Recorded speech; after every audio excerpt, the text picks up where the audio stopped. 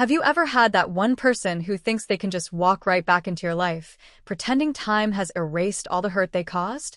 As if the sleepless nights, the heartbreak, and the endless what-ifs never existed? That's exactly what I thought, until the day my ex-wife appeared at my door, smiling like she still owned a piece of my heart. But what she didn't realize was that the life she'd abandoned had already been rebuilt, and standing beside me now was the last person she ever expected to see, her best friend. It had been 2 years since the divorce, 2 long years filled with silence, recovery, and learning how to live without her. We'd been married for 5 years, and at first, it felt like the kind of love people dream about. She was everything to me, my home, my peace, my purpose. But slowly things began to shift. The warmth faded. The laughter dimmed. Then came the late-night texts, the girls' trips, the way she clutched her phone like it hid a secret I wasn't meant to know.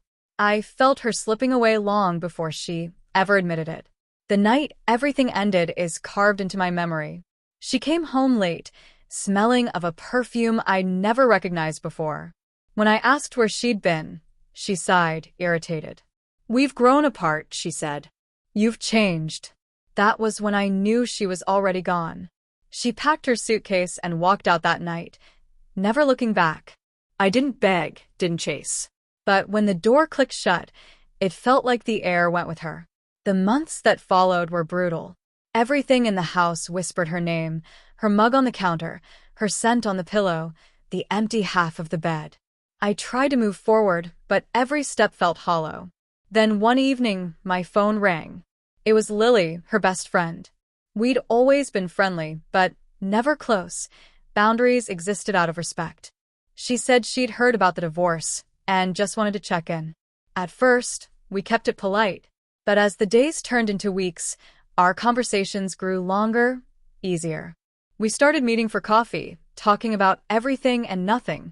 She never pitied me, never tried to fix me. She simply listened. And slowly, she helped me breathe again. Through her, I began to see truths I'd ignored. My marriage had been crumbling long before it ended. Lily told me things my ex had confessed to her, how she'd felt trapped, how she longed for freedom. It hurt, but it also set me free from the illusion of what I thought we'd had. Then one night, after too much wine and laughter, Lily looked at me and whispered, "You didn't deserve what she did to you." Before I could think, I kissed her. It wasn't revenge, it was real. For the first time in years, something felt right. From there, everything unfolded naturally. We grew closer, fell in love. She knew my past, my scars, my story, and chose me anyway. When I once asked if it ever felt wrong, she smiled and said, "Maybe once, but not anymore. Because I saw how she treated you, and I promised myself I'd never do the same." A year later, we got married. It was quiet, simple, peaceful. I never told my ex. There was no need. That chapter was closed, or so I thought. Then one Saturday morning, there was a knock at the door.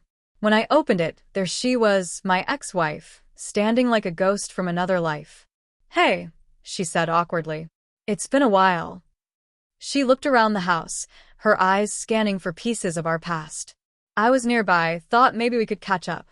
I almost said no, but curiosity won.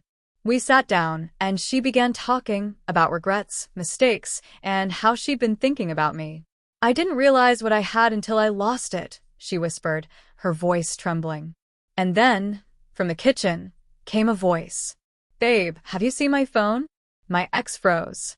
That voice, she knew it.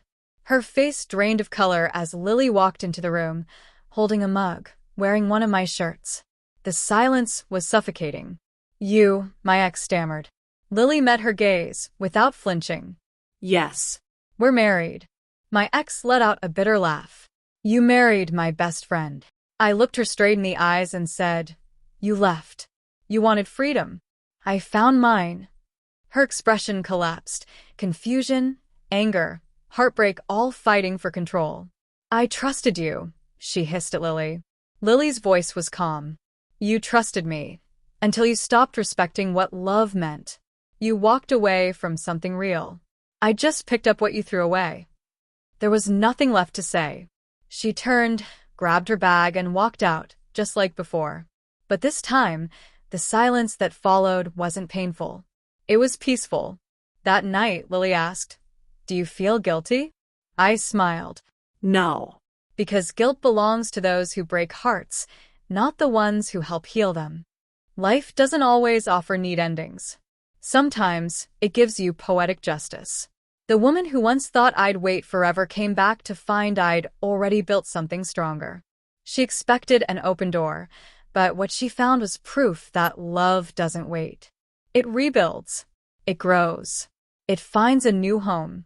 So, if you're ever wondering whether letting go is worth it, remember this. The past only holds power if you keep feeding it. The sweetest revenge isn't anger, it's happiness. The kind that leaves the ones who hurt you speechless. As for me, I didn't just move on. I found real love, with someone who showed me what love was supposed to feel like.